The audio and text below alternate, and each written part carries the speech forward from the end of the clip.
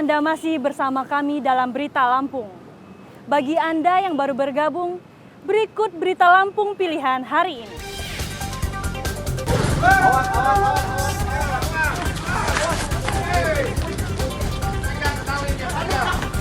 Seekor sapi kurban mengamuk merusak rumah warga dan melukai 2 orang.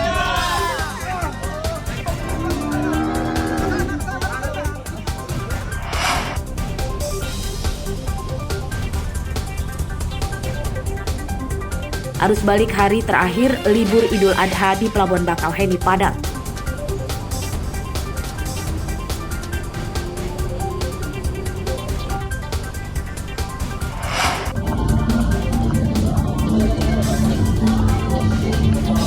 Seorang buronan perampok bendahara perusahaan yang membawa gaji karyawan ditangkap saat sedang berwisata.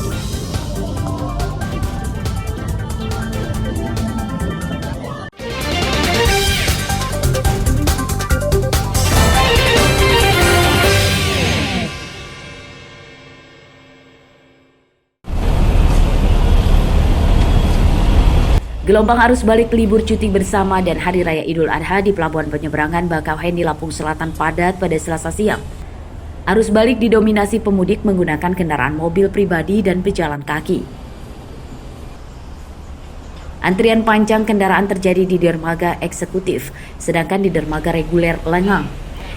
Ini karena banyak pemudik lebih memilih pelayaran kapal ro-ro yang lebih cepat menuju Pelabuhan Merak, Banten, meski harus membayarnya lebih mahal dibanding dengan tiket kapal ro-ro biasa. Menurut pemudik, mereka pulang ke ibu kota kemarin karena hari ini sudah mulai masuk kerja. Tak jarang juga para pemudik ada yang kembali dengan mengajak anggota keluarganya untuk bekerja di ibu kota. Di Kalianda kita mau ke Jakarta. Dalam rangka apa kita? Dalam rangka nyari apa? Harun nasib.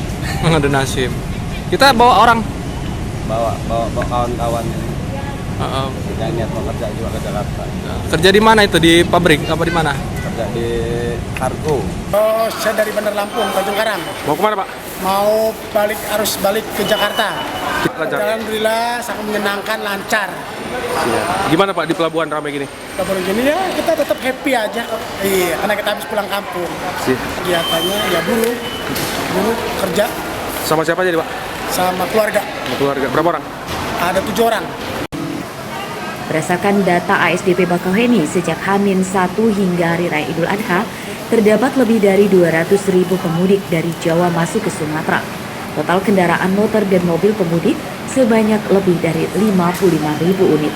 Aris Susanto melaporkan dari Lampung Selatan.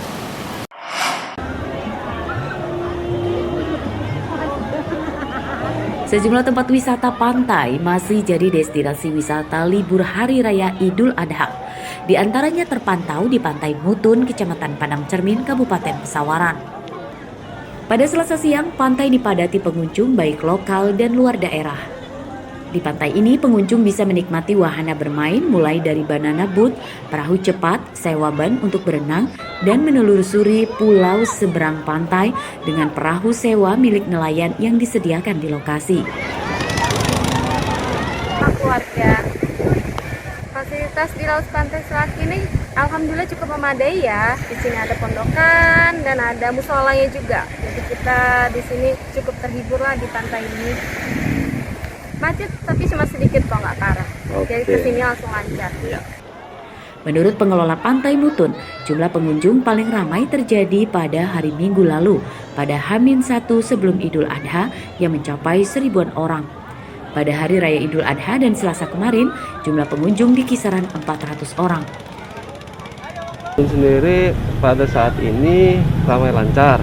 Kalau untuk kemacetan untuk saat ini sudah tidak macet lagi karena tidak ramai seperti yang kemarin. Sudah banyak pantai lah, bisa jadi di situ. Terus juga kita juga kan nggak selalu ramai juga. Pantai Mutun jadi destinasi wisata karena harga tiket masuknya terjangkau. Pasir pantai bersih dan pantainya yang dangkal aman untuk bermain anak-anak saat berenang. Arsadi Saputra melaporkan dari Pesawaran.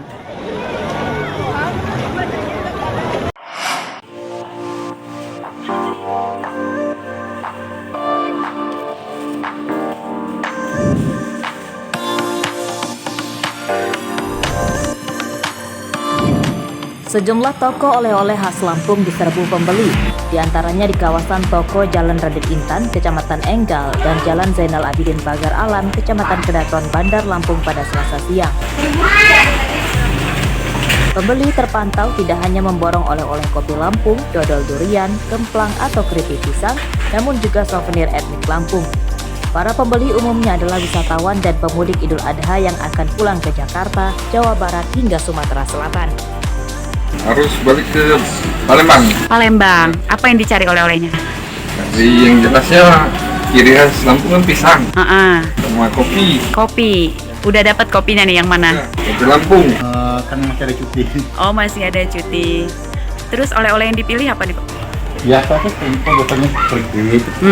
Memang dari dulu juga belinya di sini terus. Gitu. Oh, aslinya emang orang sini? Aslinya kebenaran Jawa Barat, cuman emang domisili juga di sini. Oh gitu. Jadi oleh-oleh buat siapa nih, Kak?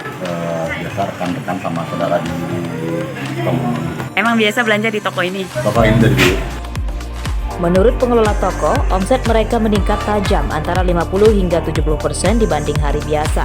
Harga oleh-oleh dibanderol mulai dari Rp10.000 dan bekerja sama dengan sekitar 200 UMKM lokal.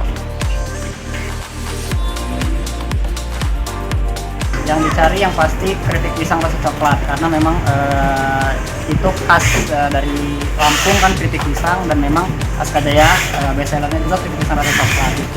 Namun selain keripik pisang, Askadaya juga menyediakan banyak produk UMKM lokal lain seperti kemplang, singkong, dodol, dan lain sebagainya. Itu semua produk-produk UMKM Lampung yang sengaja memang kita bermitra dengan mereka. Bisa tidak lengkap rasanya jika Anda tidak mempersiapkan buah tangan saat ingin meninggalkan sang bumi Ruwajurai. Beragam cemilan seperti keripik pisang khas Lampung, kemplang, dan juga dodol duren. Ada juga souvenir, bahkan tak ketinggalan kopi Lampung. Masih menjadi andalan yang dijajakan toko oleh-oleh khas Lampung berikut ini.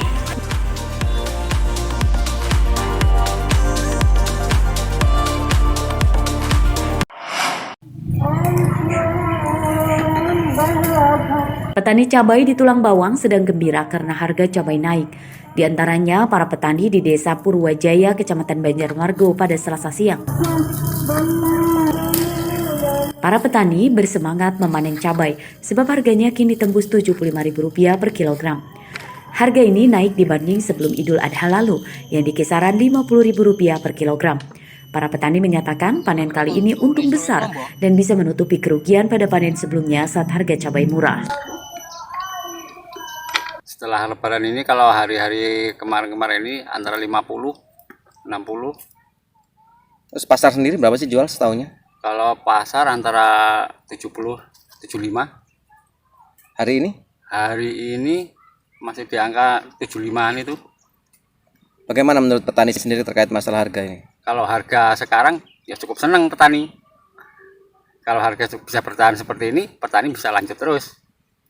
Apa kendalanya sih kalau misalkan murah? Sini yang motif cabai. Ikut panen ya? Iya. Gimana Bu panen cabai pertama ini? Ya alhamdulillah baik. Banyak ya? Banyak. Berapa hektar sih di sini? 6 rantai. 6 rantai. Ya setengah hektar. Biasanya dapat berapa? Ya dapat 2 kintal, 2 kintal setengah.